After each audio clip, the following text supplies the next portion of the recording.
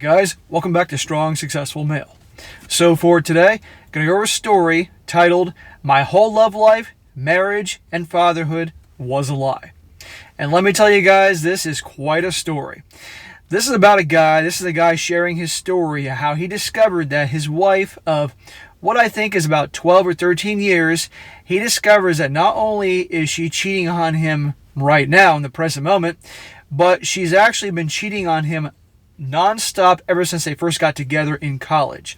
And he is 34 years old, and they started dating and getting serious when he was 18. And if that wasn't bad enough already, it turns out he finds out one way or another, and you're going to see as I go through the story, that quite regularly she hosts gangbangs. She has guys come over to his house when he's away because he works for an oil company in the Middle East, so he's never around very often. They come over to his house and participate in these things, right? It's crazy. And as you can imagine, he's destroyed, and he also has 3 kids with her. And so he starts to question, are these kids even mine? You're going to see what happens. And I'm doing this story, guys, because just as I said before, marriage is dead, okay? A lot of people don't want to hear that, but it's dead, okay? Particularly here in the West. Are there some exceptions where some people have good marriages in this day and age? Yes. Are there some women that still have some traditional values like the old days? Yes. But by and large, just the old values and things like that are long gone. It is really unfortunate. And I warn you guys all the time through the stories I do, the articles I go over and over again, telling you guys in how things are in this world, don't even bother. You're wasting your time. If you want to have relationships, serious relationships, exclusive, one guy, one girl, whatever it happens to be, okay. Just don't get hitched, because it is downhill from there. And even then, you got to question things, But with this story here, it's nuts, okay? And unfortunately, these things do happen. But if you have it in your head that you're going to get married at the very least, I mean the very least, do not do it when you are just out of college and young, because you don't know shit. All right? At the very least, wait until you're like 30 years old, got a lot of life experience, money, focused on your purpose, been around the block. Then at least, you know some things, and you're actually a mature adult at that point. Because people right now, 22, 23 years old, they're kids. Let's be honest here. So I'm going to go through this story here, guys. You're going to see what I'm talking about. So it starts off. So brace on. Long story, it's going to be. I am 34, male. So I met this girl when we were both 18 and joined college. We quickly became friends, and soon our relationship turned into a romantic relationship. She moved in with me, and I basically looked after her after all her expenses since then. Big mistake. 4 years later, I got a job in an oil company in the Middle East. Seeing how our lives are going to be for the next couple of years, we decided to get married, and we did. Big mistake. Yes, it is a big mistake. So he's 34, and he said they got married. He met her when he was 18. And 4 years later, they got married. So I would say maybe 22, 23. So right then, out of college. And this is the crap that you see all the time in movies and television. Or maybe like your parents did that or something like that and think it's going to work in today's world.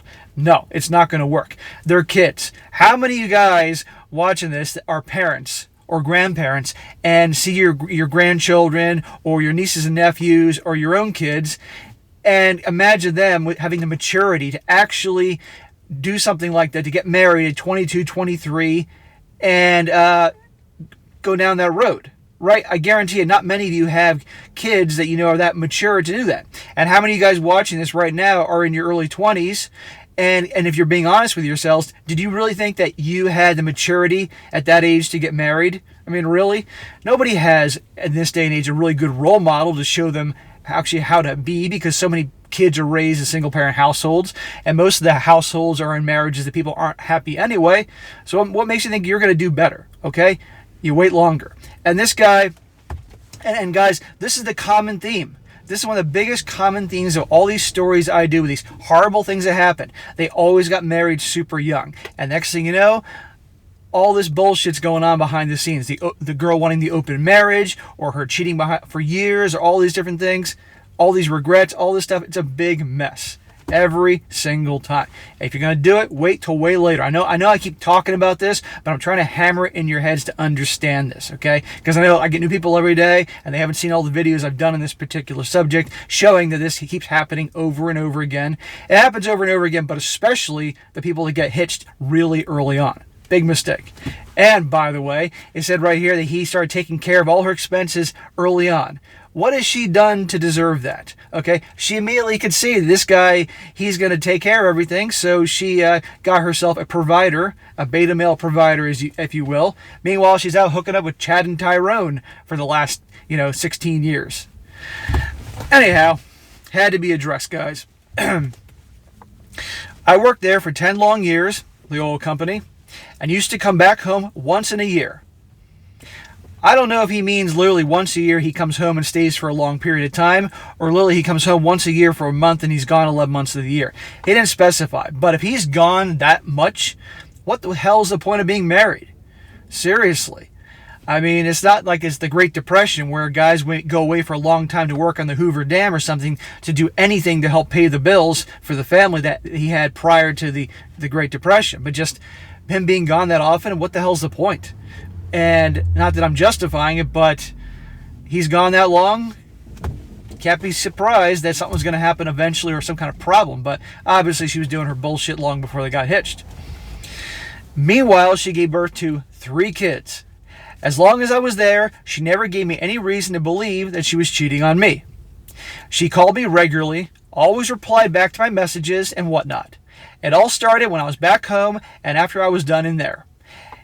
That is a couple months ago. One of my good buddies called me one day and asked me to meet. We met at the nearby park, and that's when he broke the news to me. No, he actually showed me a couple pictures. It was of her being naked with different men in different sexual positions. Doing these things she told that I was into. I could feel my heart breaking down into pieces. However, I held my calm and went back home. I didn't tell her anything. I took my car and went for a drive, and that's when I really contemplated this. I don't know why, but I decided to go for paternity tests. I just felt it. I did, and the results came in. No, I wasn't the father of any of the 3 kids. Holy crap. So he finds out that his wife has been cheating and doing all this stuff with different guys, and his gut immediately says, wait a second, are these kids mine? Does the test, and not 1, not 2, but all 3 of the kids aren't his. And I gotta tell you guys, as I've read this before, because I read these before I do the videos, there are elements of this that I have to wonder if this is all factual or exaggerated, but just for argument's sake, I'm going to say this, guys, being honest here. Imagine that. All the kids aren't yours. This was enough for me, and I confronted her. She went hysterical and never answered any questions. She packed her things, took the kids, 8 years old, 5 years old, and 2 years old, and moved in with her mother. I was back at my normal being, not really, the next day, and I called the same buddy and asked him to come over. So she loses her stuff, no explanation, and just packs up her stuff and leaves. Well, that's good she left, but still. He did, and he started sharing his story. So a while ago, one guy who is a good friend and gym buddy of his approached him and asked him whether he wanted to be in a gangbang. To which he said no, and as he was in a relationship with someone.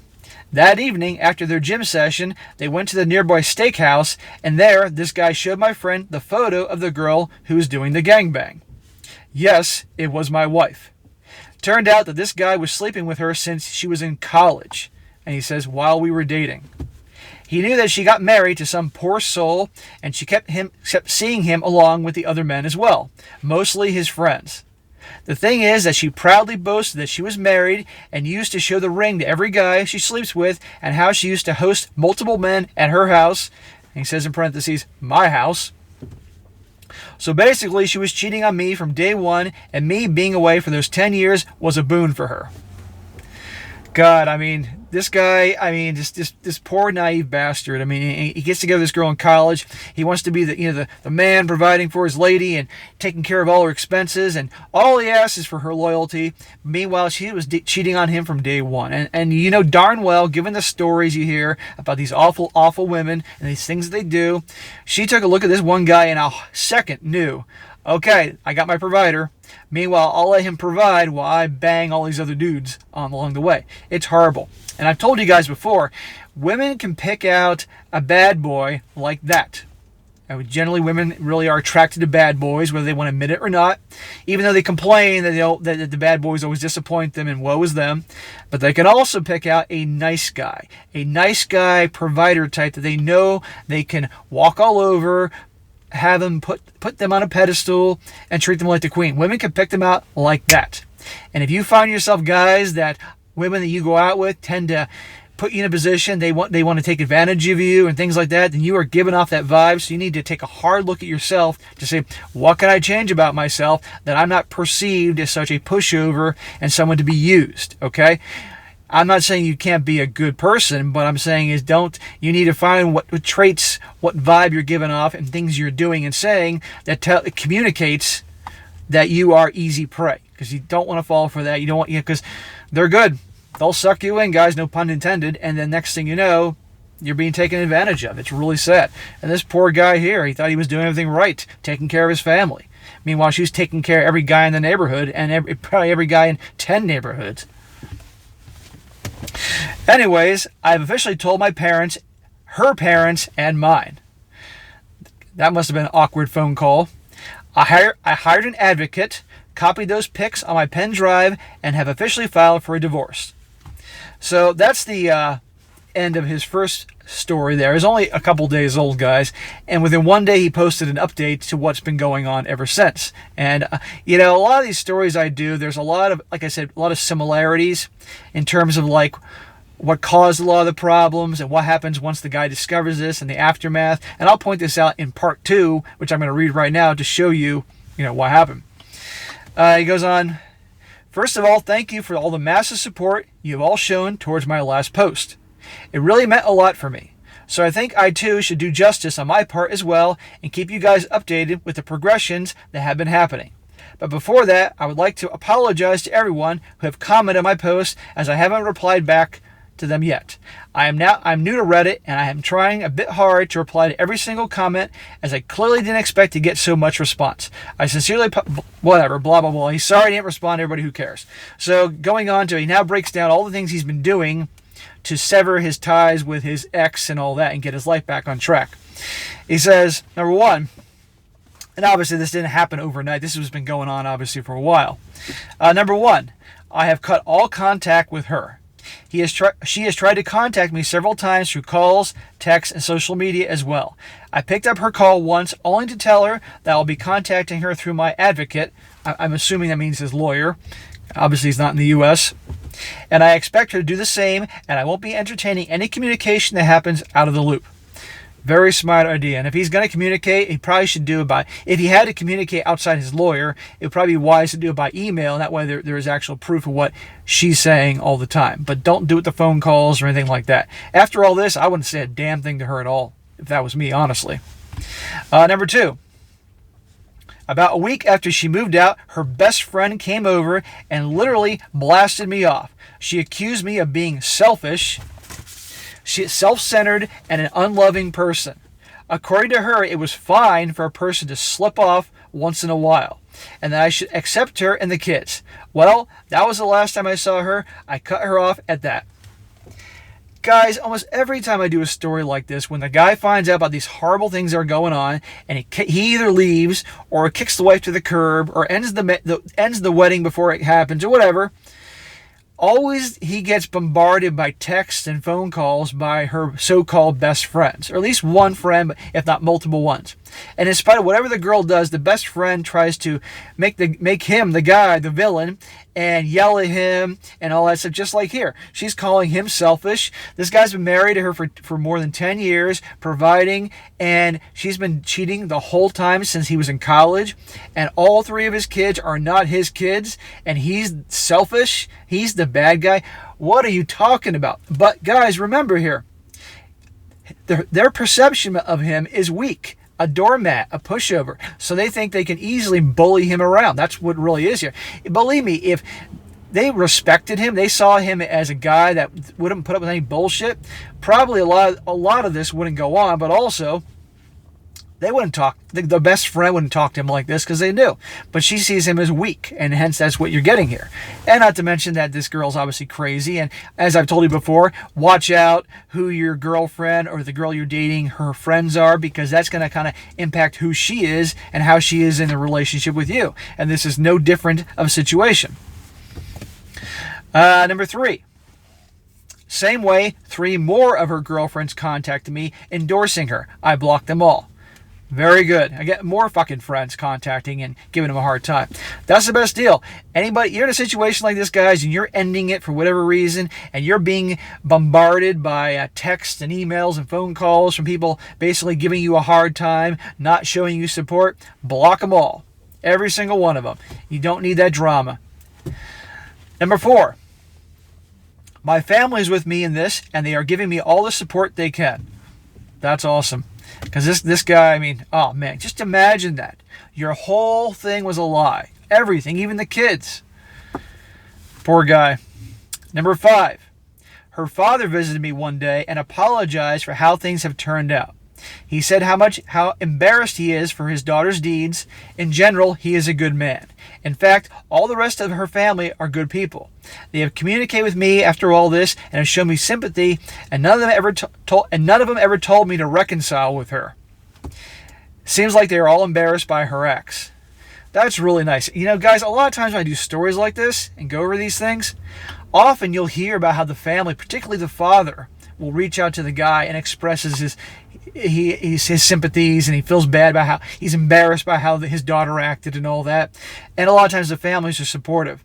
But more often it's the father that reaches out and expresses these. A lot of times the mother, you don't hear anything from her because probably she's kind of like the daughter. Number 6. After the initial shock and grief that followed, I am doing well now. Yes, the empty house feels a bit odd, and my heart too feels empty. That's normal, totally understandable. But I'm getting used to it. I joined a nearby gym. I bought a road bike, a cycle, and take it for a ride every morning. I used to have 3 bikes while we were dating, but had to sell them away as she never liked them and used to tell me how much I was spending for my cycling hobby. Well, no one to complain anymore. Great. That's awesome. The guy is getting his life back on track. He's getting exercise every day, which is going to make him feel better and more relaxed. He'll be able to resolve problems easier because he's got that rush of endorphins and that feel-good feeling from working out. Awesome. And you guys are in this situation, a divorce, a bad breakup, whatever, get to working out. Even if you just go for a walk, I don't care. Get out of the house. You'll feel better. And notice how he mentioned that he used to be big into cycling, but he basically gave it up because she didn't like it when he was younger. She didn't like the money he was spending on the bicycles and probably the time away from her. See, guys?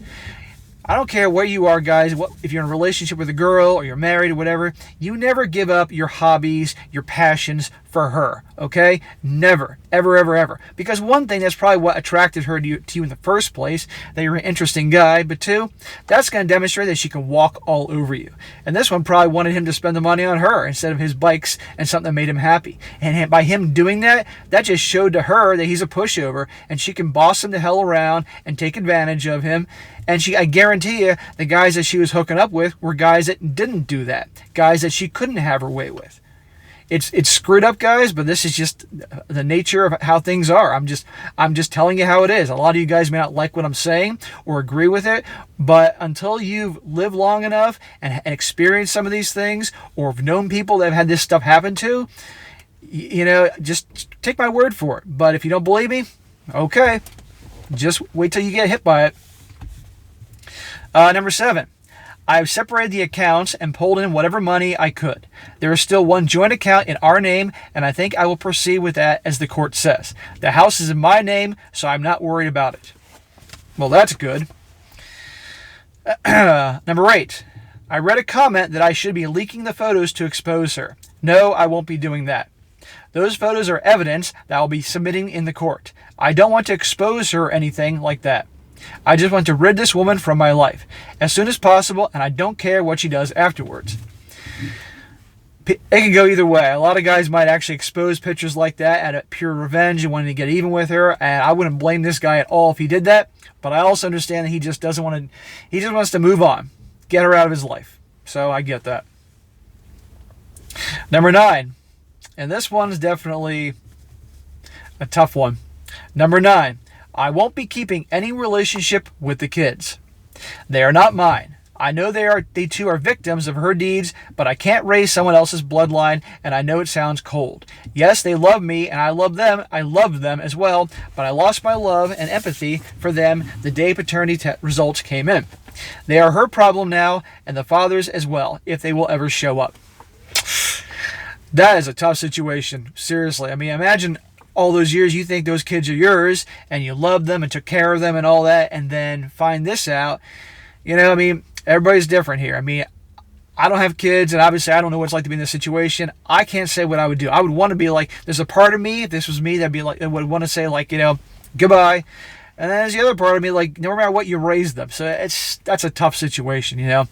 And, you know, nobody can say what they would truly do in a situation like that unless they've been in it. You know, he may change his mind down the road. Who the hell knows? But it's his life. He can do what he wants. But it's a tough situation. He concludes saying, I think I've covered almost every point that's been going on now. If I missed any, feel free to ask me, and I'll try to answer them. And once again, thank you for your support.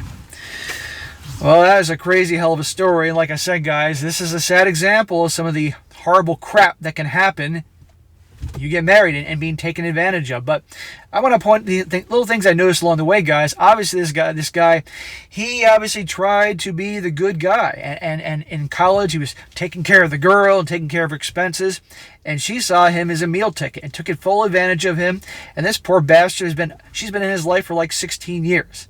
And so as a lesson, guys, you start with dating and you start a relationship with a girl, she takes care of her own damn expenses. Okay? This is the world of equality, so let her take care of her damn bills. Okay? And you take care of you, because you start doing that and they get used to it. Sadly, the wrong people could be in your life and totally take advantage and see that as weakness and just milk it for everything it's worth. I'm not saying everybody's like that, but enough people are. You got to watch out for that. And you don't want a situation like this, a story like this, to happen to you.